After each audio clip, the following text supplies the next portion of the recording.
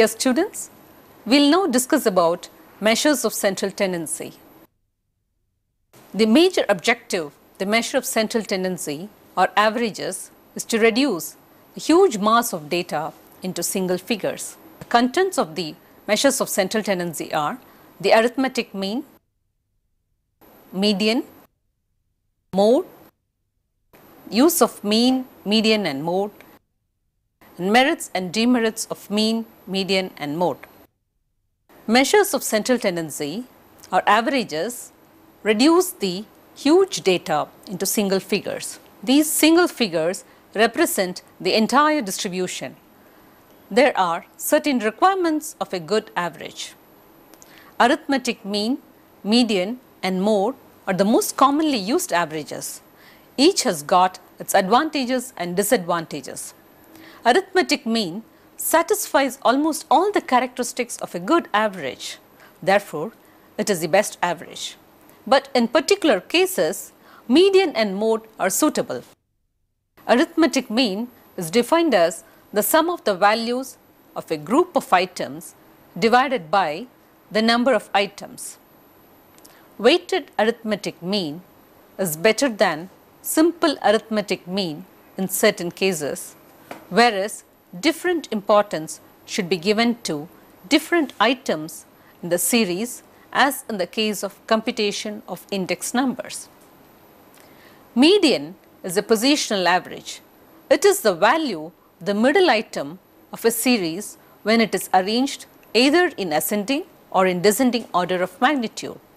It is the value of n by 2th item in case of continuous series, or n plus 1 divided by the 2nd item in the case of discrete series, where n stands for the number of items. Interpolation formula is adopted in the case of continuous series. Median divides the series into two equal parts, one part having values greater than the median and the other less than it. Likewise, quartiles, octiles, deciles, etc. divide the series into 4, 8 and 10 equal parts respectively. These are called as partition values. Mode is also a positional average. It is the value of the item which has got the greatest frequency density in its immediate neighborhood. Interpolation formula is adopted to find out mode in case of continuous series. Mode is affected by frequencies of preceding and succeeding groups. In case of bimodal and multimodal series, grouping and analysis table are necessary. Scales of measurement and measures of central tendency. If we have data on some characteristics of students and we wish to describe the group, we would be trying to look for an appropriate measure of central tendency. It would be pertinent to note that selection of appropriate measure of central tendency would largely depend upon the nature of data, more specifically the scale of measurement used for representing it. Several kinds of averages may be worked out. Here we will discuss the mode, median and mean for data collected on nominal, ordinal and interval scales respectively. Now, let us look at the arithmetic mean. The arithmetic mean or arithmetic average is one of the most common measures of central tendency and is defined as the sum of the values in the data group divided by the number of values. In statistics, a descriptive measure of a population or a population parameter is typically represented by the Greek letter, whereas a descriptive measure of a sample or a sample statistics is represented by Roman letter. Thus, the arithmetic mean for a population of values is represented by the symbol mu, while the arithmetic mean for a sample of values is represented by x bar. The formulas for the sample mean and population mean are x bar, that is the mean for samples. The formula is sigma x by small n. Mu is equal to sigma x by capital N, or the number of cases. Operationally, the two formulas are identical. In both cases, one sums all of the values and then divides by the number of values. However, the distinction in the denominators is that in statistical analysis, the lowercase n indicates the number of items in the sample, while the uppercase n typically indicates the number of items in the population. Now, let's see what is a geometric mean. The geometric mean of n values is determined by multiplying all lowercase n values together, then taking the nth root of the product. It is useful in taking averages of ratios. The geometric mean is often used for data which take only on positive values, and the values can vary significantly, that is by orders of magnitude. An example of such data in biomedical applications is the concentration of various substances in blood and other body fluids. Let's now calculate mean for ungrouped data. When raw data are given, the mean is computed by adding all the individual values and dividing by the total number. Let's look at an example. Let's compute mean for the scores given below. The scores are 25, 36, 18, 29, 30, 41, 49, 26, 16 and 27. Mean is calculated by sigma x by n, that is sum up all the individual values and divide it by n, that is the size is 10. 297 divided by 10, the mean is 29.7. Let's calculate the mean for group data. There can be two situations of group data. 1. When scores and frequencies are given. 2. When data have been grouped, that is, frequency is given for each class interval. In the second case, we may compute either by long method or by the short method using the assumed mean. These are explained. Let's calculate the mean for the following data. Just calculated the formula mean is equal to sigma fx by n, where x is the individual score, f is the frequency and n is sigma f, that is total number of cases or frequencies. So, by substituting the values in the formula, the mean for the scores is 35.4. Take an example for the second situation, that is calculating mean for group data with class intervals. Look at this data. The first column, the class intervals are given. The second column, mid values are taken. Third column, the frequencies are given.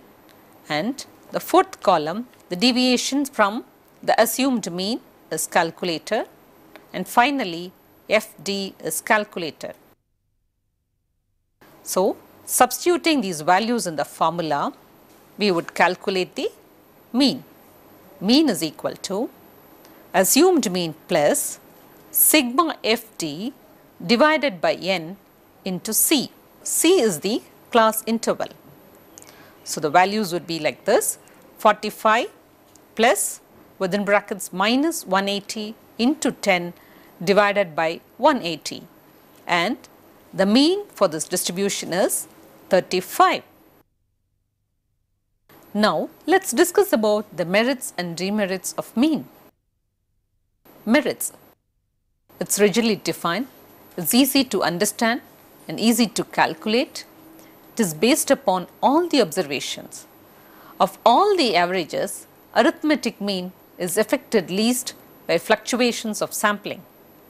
This property is sometimes described by saying that the arithmetic mean is a stable average. With regard to demerits, it cannot be determined by inspection, nor it can be located graphically. Arithmetic mean cannot be used when we are dealing with qualitative characteristics which cannot be measured quantitatively, such as intelligence, honesty, beauty, etc. Arithmetic mean cannot be obtained if a single observation is missing or lost or is illegible unless we drop it out and compute the arithmetic mean of the remaining values. The relationship between the mean and median. The characteristics of mean, median and mode have been discussed in the preceding sections, besides mentioning some situations where they can be appropriately used. Mean, median and mode differ from each other on various counts. These should be used as per the nature of the data indicated by the scale of measurement used and the purpose in hand. However, the mean is a more precise, reliable and stable measure.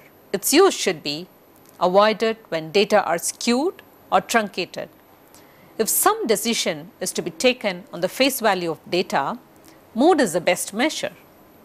But to have a suitable measure when data are incomplete or skewed, median may be preferred. If further statistical analysis is to be carried out, we should go for mean. It will not be desirable to consider any one of them to be superior or inferior in all situations, as it is rather contextual. We should consult an expert if required. For any symmetrical distribution, the mean, median and mode all coincide in value. For a positively skewed distribution, the mean is always larger than the median. For a negatively skewed distribution, the mean is always smaller than median. As compared with mean, mode is affected to a great extent by fluctuations of sampling. With regard to its uses, we first consider the use of these measures of average for representing population data. The value of the mode indicates where most of the observed values are located. It can be useful as a descriptive measure for a population group, but only if there is one clear mode. On the other hand, the median is always an excellent measure by which to represent the typical level of observed values in a population. This is true regardless of whether there is more than one mode or whether the population distribution is skewed or asymmetrical. The lack of symmetry is no special problem because the median wage rate, for example, is always the wage rate of the middle person when the wage rates are listed in order of magnitude. The arithmetic mean is also an excellent representative value for a population, but only if the population is fairly symmetrical. For non-symmetrical data, the extreme values will serve to distort the value of the mean as a representative value. Thus, the median is generally the best measure of data location for describing population data. The mode is not a good measure of location with respect to sample data because its value can vary greatly from sample to sample. The median is better than the mode because its value is more stable from sample to sample. However, the value of the mean is the most stable of the measures. The wage rates of all 650 hourly employees in a manufacturing firm has been compiled. The best representative measure of the typical wage rate is the median because a population is involved and the median is relatively unaffected by any lack of symmetry in the wage rates. In fact, such data as wage rates and salary are likely to be positively skewed with relatively few wage or salary amounts being exceptionally high and in the right tail of the distribution. Next, we will move on to median. When data have been arranged in rank order, the measure of central tendency may be found by locating a point that divides the whole distribution into two equal halves. Thus, median may be defined as the point on the scale of measurement below and above which lie exactly 50% of the cases. Median can therefore be found for truncated data, provided we know the total number of cases and their possible placements on the scale. It may be noted that median is defined as a point and not as a score or any particular measurement. Now let's discuss about finding median in ungrouped data. For finding out median in ungrouped data, let us study the following example. In the example given, let's find the median for the scores 2, 5, 9, 8, 17, 12 and 14. Here we have 7 scores. On arranging them in ascending or descending order, we may have the sequence of scores as 2, 5, 8, 9, 12, 14 and 17. We find that there are 3 cases above and below 9, and 9 itself is the midpoint of unit interval 8.5 to 9.5. Thus, 9 divides the whole distribution into 2 equal halves. Therefore, 9 would be the median in this case. Another example, let's find the median for the scores 12, 17, 18, 15, 20 and 19. The first step towards finding the median would be to arrange the given scores serially in ascending or descending order. You will get 12, 15, 17, 18, 19 and 20. Of the 6 scores here, 2 scores are below 17 and 2 above 18. The scores 17 and 18 fall in the middle of the distribution. Here, we are not in a position to define median unless we divide this interval covering both the middle scores into 2 equal halves. The midpoint of the interval 16.5 to 18.5 would be 17.5. Now, let's see how median can be calculated for a group data. As stated earlier, median is a point on the scale of measurement below which exactly 50% cases fall. Obviously, 50% cases will be above it. For calculating the median, the assumption made in the case of group data is that frequencies are evenly distributed within the class interval. Let's take an example to illustrate this point. Find the median for the distribution. In the above example, there are a total of 40 cases.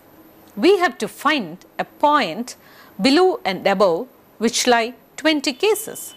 There are 13 cases in top 3 class intervals and 19 cases in the bottom 4 class intervals. The points segregating the values into 2 halves may be found in class interval 30 to 34, which has 8 cases in it. It is thus called the median class. Assuming that these 8 frequencies are evenly distributed within the class interval 30 to 34, we may find the median point, which has to be 1 case about 29.5. There are 8 cases covering a space of 5 units. Hence, the median would be calculated by using this formula. Median is equal to L plus N by 2 minus FB divided by Fm into I, where L is the lower limit of median class, N is the total number of cases, Fb is the cumulative frequency below the median class, Fm is the frequency in median class, and I is the size of class interval. Using this formula for the previous example, you can see that median is calculated as 29.5 plus 20 minus 19 divided by 8 into 5. That is 29.5 plus 5 divided by 8. It is 29.5 plus 0.625, and the median for the example is 30.13. Now let's look at the Merits and demerits of the median. Merits. It is rigidly defined. It is easily understood and is easy to calculate. In some cases, it can be located merely by inspection. It can be calculated for distributions with open-ended classes. With regard to demerits, in case of even number of observations, median cannot be determined exactly. We merely estimate it by taking the mean of two middle terms. It is not amenable to algebraic treatment as compared to mean. It is affected much by fluctuations of sampling. Mode. Mode is the value that occurs most frequently in a set of values. Such a distribution is described as being unimodal. For a small data set in which no measured values are repeated, there is no mode. When two non-adjoining values are about equal in having maximum frequencies associated with them, the distribution is described as being bimodal. Distributions of measurements with several modes are referred to as being multimodal. Data obtained on the nominal scale is of a classificatory type and mostly qualitative. We can count on the number of cases in each category and obtain the frequencies. We may then be interested in noting down the class which is most populous or popular. We frequently deal with scores in measurement and education. The score obtained by the largest number of individuals is the mode of that group of scores.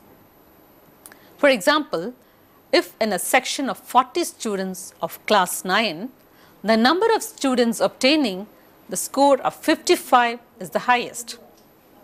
55 would be called the mode of the scores for that section. Generally, such values are seen to be centrally located with other values in either direction having relatively lower frequencies. Thus, the mode presents a rough estimate of the most typical or the average score in a group of values. It is not essential to have precise scores of all the individuals of the group for finding out the mode. For continuous variables, mode provides a quick measure which is less precise and less dependable as compared to other measures of central tendency. If you draw a frequency polygon or a histogram, you will notice the maximum height of this point or the bar. Sometimes the scores of a group tend to concentrate on two distinctly separate places on the scale. In such a situation, the distribution is said to be bimodal, and the value or score with highest frequency cannot be said to be the mode. You may examine the following histogram and frequency polygon. You may notice that the distribution has two peaks, one at score 6 and the other at score 14.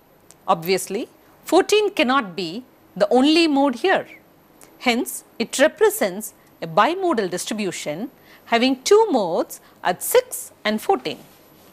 Some distributions can even be multimodal, that is, having more than two modes. We may define mode as the point on the scale of measurement with largest frequency in relation to other values in the neighborhood. Let's now find mode for an ungrouped data. In a simple ungrouped set of measures, the mode is a single measure or score which occurs most frequently. For example, if the scores of 10 students are 13, 12, 14, 15, 12, 14, 1, 12, 14 and 14, the most frequent score is 14 as it has been obtained by 4 students, which is the mode for the given ungrouped data. Now let's have a look at the mode for the grouped data. When the data have been grouped in terms of class intervals and frequencies, the point of greatest concentration of frequencies or the peak in the frequency distribution happens to be the mode. In such a situation, the mode can be identified by inspection alone. The mode is the midpoint of the class interval having the greatest frequency. Because of this estimation, it is sometimes referred to as crude mode. Let's have a look at the example. In the given distribution, there are maximum, that is 8 frequencies in the class interval 90 to 94. So, the midpoint is, that is 92 is the mode. You may come across some distributions where more than one mode could be observable. In the above distribution, the highest and near highest frequencies are at 2 distinct points, that is, in class intervals 80 to 89, the frequency is 12, and the class interval 40 to 49, frequency is 15. So, it will have 2 midpoints of the respective class intervals, which are 84.5 and 44.5. Mode is usually interpreted as simple inspectional average to roughly indicate the center of concentration in the distribution. Let's discuss the merits and demerits of mode. Merits: mode is readily comprehensible and easy to calculate. Like median, mode can be located in some cases merely by inspection. Mode is not at all affected by extreme values. Mode can be conveniently located even if the frequency distribution has class intervals of unequal magnitude. Demerits: mode is ill-defined. It is not always possible to find a clearly defined mode. It is not based upon all the observations.